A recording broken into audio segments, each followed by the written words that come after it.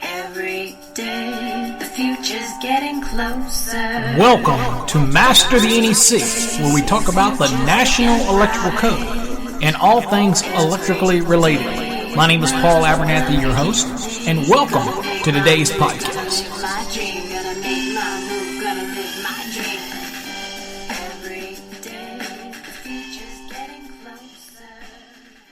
Well, hello everybody. Welcome to another episode of Master the NEC, where we talk about the National Electrical Code. My name is Paul Abernathy, as always. Welcome to the podcast.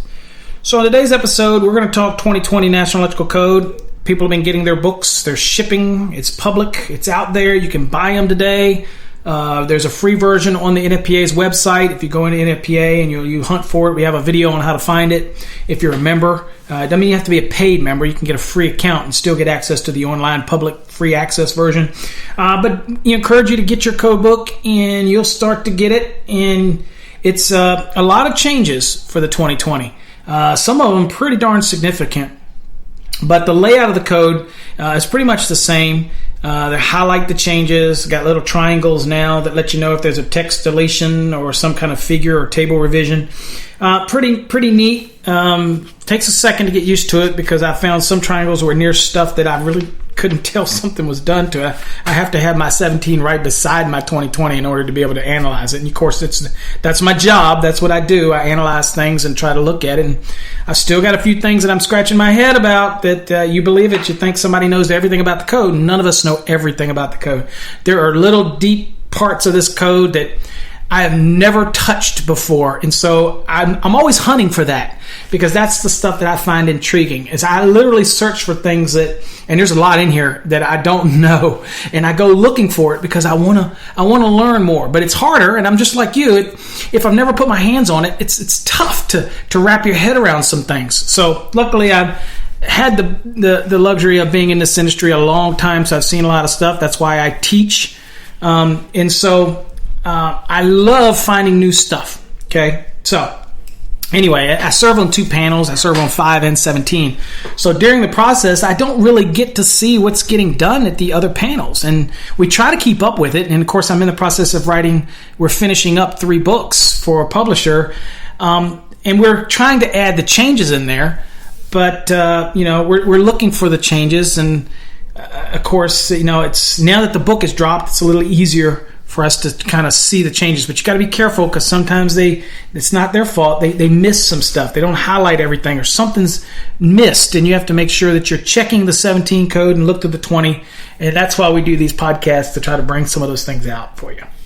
All right, so today we're going to talk Article 225, which is outside branch circuits and feeders. And this whole article has to do with anything between outside branch or feeder circuits that are run on or between buildings, or to poles on the premises, or to equipment that it is outside, or that you're running the branch circuits or feeders to that equipment outside, or electrical equipment and wiring for the supply of utilization equipment that is located on or attached to the outside of the building, so a structure or pole. So it's not within the building. It's everything to do with outside of the building or running on the building. So even if I run to poles, on the premise, then you're going to have to meet the rules of 225. Now that's to remind us in table 225.3 as well as section 3 of 225 that there are other articles that might apply. So branch circuits, for example, still have to meet the rules in 210. Feeders still have to meet the rules in 215. You still got all those rules you got to worry about, but you have some additional rules that you have to worry about here. All the conductors are still covered under 310, still have to meet the rules under 310. So that's what Section 3 is telling us, is go make sure you know that there's other articles that might come into play. Okay? So as we look at this, one of the changes that stick out to me is, just because I'm in the wire and cable business, is that in 225.4, when it talks about conductor covering, it really should probably be conductor insulation, but I guess it can go as covering. If you get down, you'll see where it talks about the insulation of a conductor for Festoon lighting shall be of the Thermoset or Thermoplastic type. Well, only change that to bring up about that is that in the 2017 code, that's not exactly what it said. And when you got to that one, it actually said for that lighting, it actually said the installation of conductors on Festoon lighting shall be of the rubber-covered or thermoplastic type. Okay, so significant difference there. Obviously, Thermoset is the same type, and it falls under that classification as like a rubber type. But it certainly isn't a rubber like me and you think of rubber. But it is a thermal setting material. Anyway, that's what you're going to see. Thermosets, what you're going to see in XHHW-2, USE-2, RHH-RHW-2, which is the RHH and RHW, get more into thicknesses that are going to be more in that, quote, rubber category, although they're not rubber, if you will. But you get my point. So all of them fall under the same UL standard, UL 44. But just adding that thermoset down here makes it very clear. We're not looking for a rubber, any type of rubber covering. We're looking for thermoset or thermoplastic insulation for those Festoon lighting applications. Okay. All right, the first change that I really notice is in table 225.3. Now, it's got a little triangle there, so that's to let you know that something's been deleted or some type of change to this table. Now, you'll notice that they didn't highlight the article that's been added or the change. So that's some of the things you got to be aware of. But in the table, because they generally do that into the text, not into the tables, they give you this triangle to let you know something or some type of table was revised in some way. So in this table, what has been revised is that they've added 311, which is dealing with medium voltage conductors and cable. Now, that used to be in 310. It's got totally pulled out for the 2020. Great move, Code Making Panel 6 there. Move it totally out. Stop confusing people when you got to 310.60 for duct banks and whatnot. Move that over into 311 and leave 310 for most all applications. This is going to save engineers' heads from totally spinning off because they want to put raceways underground and they want to apply all these duct bank rules. Even though it might be constructed very similar, you still have the normal principles of adjustment and correction that apply and number of current carrying conductors and all that applies, but really caused a lot of confusion. So leave all that stuff up in 311. Keep 310 as it's intended. Much better reorganization of 310. You're going to find that out as we move forward in that code change series. You really understand that it was a good move. Now, other change in this table. 800, Article 800 used to be communication circuits. Well, now that's 805. So that's changed. So it went from 800 to 805. And as you kind of go down, you kind of see that all the other things that are there, that were always there as they were before, that might in some way also affect the same type of products that are going to be used under Article 225. That's all it's saying, is be aware of that. Okay? All right. The next significant change that we're looking at is in 225.10. And these are the wiring methods, okay, or the wiring that can be on the surface of a building or the structure. Okay, so this is permitted to be on the surface of the building. Okay, so it gives you a list. Now, the only thing you'll notice here is that multi-conductor cable was removed from the list. Okay, and what you see is other cable types were added to the list, which would still qualify as a multi-conductor cable. For example, TCER was added to the list. SE cable, which is routinely installed on the side of a building and would have qualified under multi-conductor cable.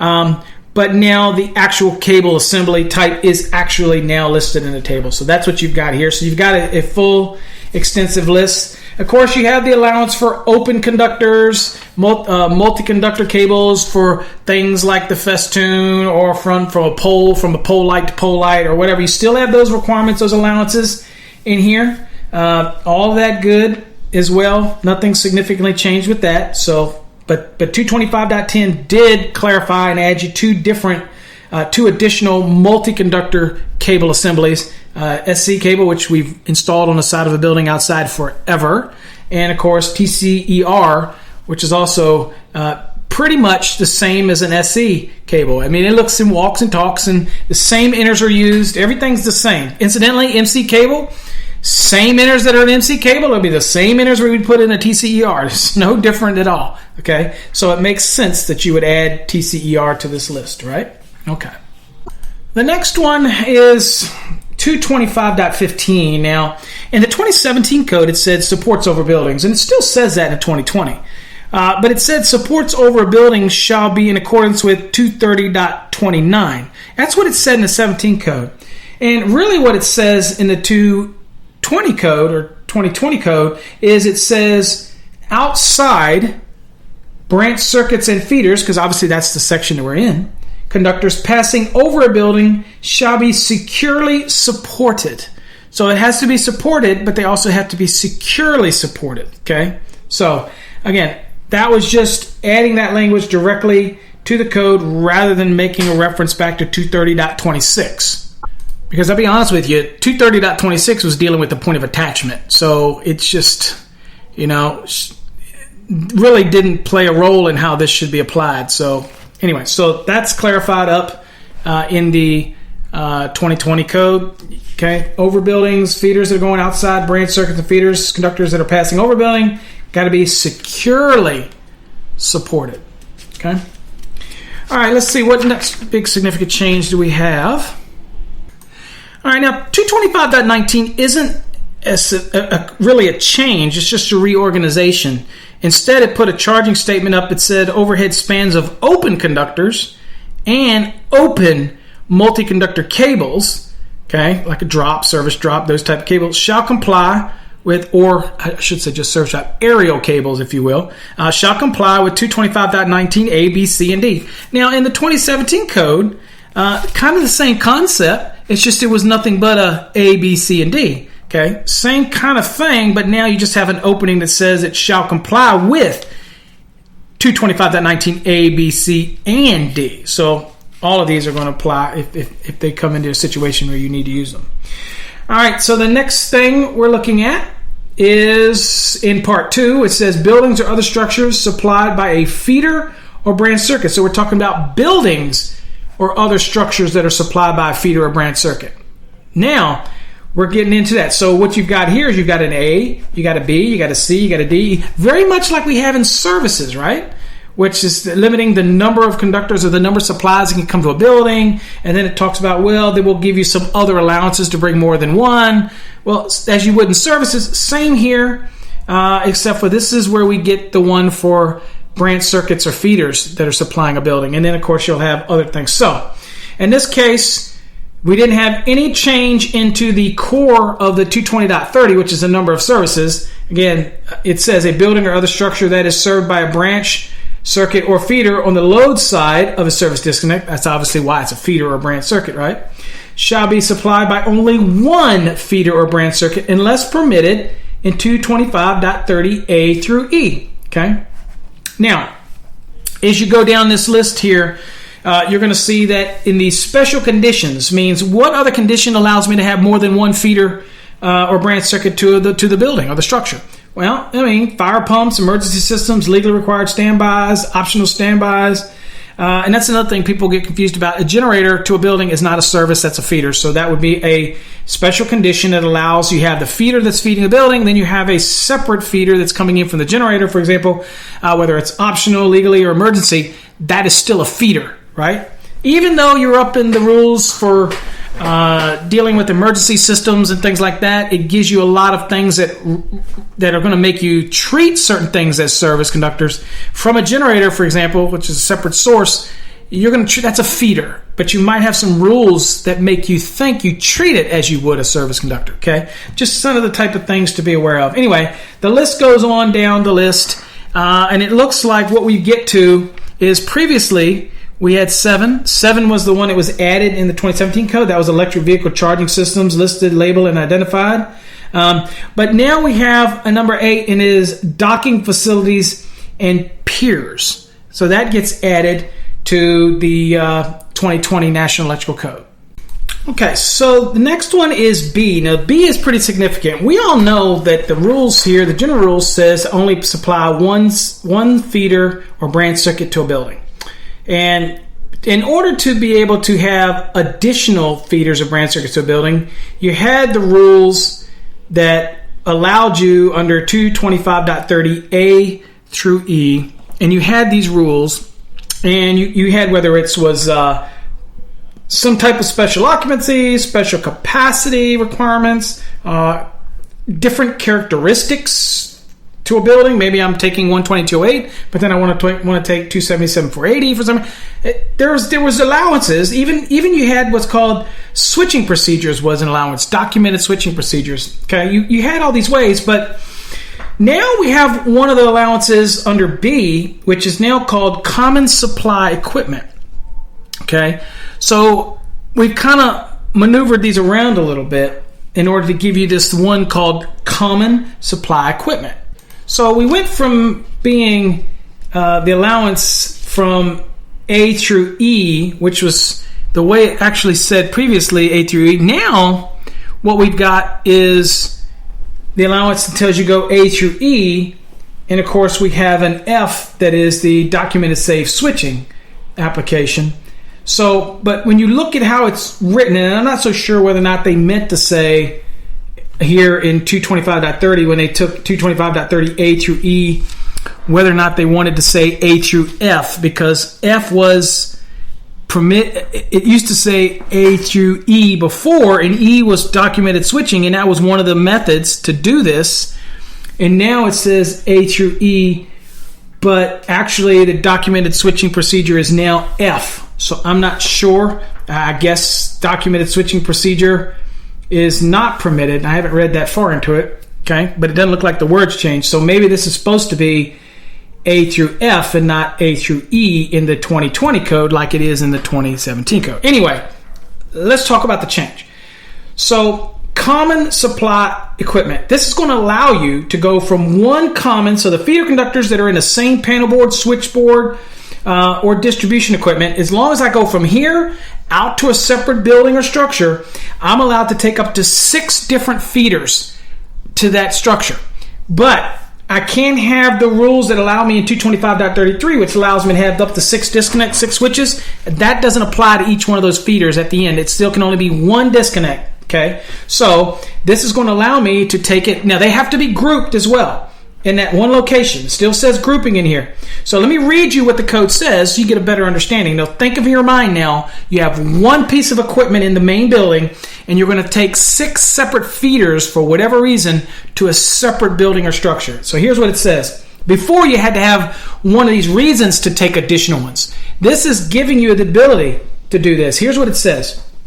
Common supply equipment. It says where feeder conductors originate in the same panel board, switchboard, and or other distribution equipment, and each feeder, okay, that's leaving that equipment terminate in a single disconnecting means. Okay, so I can't have the other application of the maximum of 6 applications that you see in 225.33. Can't have that. And it'll tell you that in a minute. It says not more than 6 feeders shall be permitted. Okay, so this is going to allow me to take it as long as it originates in the same panel board or same switchboard or same distribution equipment to that building. I can have up to 6 that could go there. Okay, now it says where more than one feeder is installed in accordance with this section, all feeder disconnects supplying the building or structure shall be grouped in the same location. So we're going to have to, you can have up to 6, but you're going to have to group them, okay? And the requirements of 225.33 shall not apply. And the 225.33 is the maximum number. So we can only have the one disconnect in each one of those enclosures. Now it says, each disconnect shall be marked to indicate the load served, okay? You need to label it. You need to say what it is, okay? And what it doesn't go on to say is you need to make sure that you label it for the environment. Okay, because whatever it's going to be in there, that should come without saying back in 110, but still you need to label it for its condition of use, and that's probably something that I would add just to make sure that it's people do that. Okay, so that's your change, and that is huge change. It means it allows me to take up to 6 to a building now, as long as they originate in the same panel board or they originate in the same switchgear. Okay. I can't take 2 separate buildings and feed one building, okay? Because then this rule wouldn't apply, all right? All right, so what's next here? As we're just kind of going through these. And see, 225.32 has a little triangle beside it, but I'm going to tell you what. I have looked at this thing forever, and I can't see, because that's supposed to mean deleted text deletion, and I can't see what's deleted. So it still has the same intent, but I have no idea what actually was deleted there. It does show a dot in the 2017, and I don't know. Again, I've looked at this thing till I'm blue in the face. Feel free to email me and tell me what actually changed there, but I can't see no change anywhere. Anyway, it's not significant enough to obviously stick out, and it didn't change the intent of the rules, so we're not going to pay any attention to it. One thing I, again, noticed that Brian was right. It's a friend of mine online. The watermark sometimes can be confusing because it makes it look like something's highlighted, but it really isn't. But it kind of can throw you like something got highlighted, but you just got to pay attention to it. Most noticeable, I'll tell you, in 225.40, for example, it looks like overcurrent was new to that section, but it's not. But the way that it looks highlighted, probably a poor choice of use of highlight of a mark underneath the page, like a watermark. Probably not the best. I'm just looking at for significant changes. And you know what? In 225, that's really it. So we won't have to spend a whole lot of time. This will be one of my shorter ones. We did pick up the term available fault current that was added under 225.52b. I think in the previous one, it's probably, if I'm guessing, it probably said short circuit current, which needed to change. And let's see if that's what it said. Yes, so it said short circuit current available, and it's actually the available fault current as well. The short circuit current rating is the equipment and componentry, and the available fault current is what we actually would do in the calculation we get from our utility based on the impedance of the transformer or whatever in length of, so it makes sense to make that change. We really needed that term available fault current in there. All right, other than that, I don't see any significant changes to 225. So far, it doesn't look like it's been too awful bad for everybody. See nothing really totally off the wall for that code changes. So hopefully you got something out of it. Until next time, stay safe. God bless. And don't forget to visit our website, masterthenec.com or electricalcodeacademy.com. Share it with everybody. If you're preparing for an exam, we have an exam-only program. There's people buying these exam books that have really funky questions in them that really will screw you up. I can tell you that all the ones that are in this program that we offer will not screw you up, okay? They are proven, and many of them appear on exams, okay? They're all based on the DeWalt series, so I'm telling you right now, they are very solid. There's over 800 of them, so you get that program. It's not expensive at all, and it will keep you from being frustrated. Plus, it kind of replicates a test environment because there's 3 timed quizzes or 3 timed 100-question tests, and then you have a lot of other 25-question tests that you can just practice your skills, your timer with the stopwatch and on your phone, and really hone your skills down on navigating, picking out the root words and things like that to help you better answer questions. Much easier than working through a book. And you can take them over and over and over again until you start getting your scores up into the upper mid-90s. Then you know you're going to have no problem maneuvering through your code book because, again, it's a lot of questions on a lot of topics. So visit that. That's over on our website.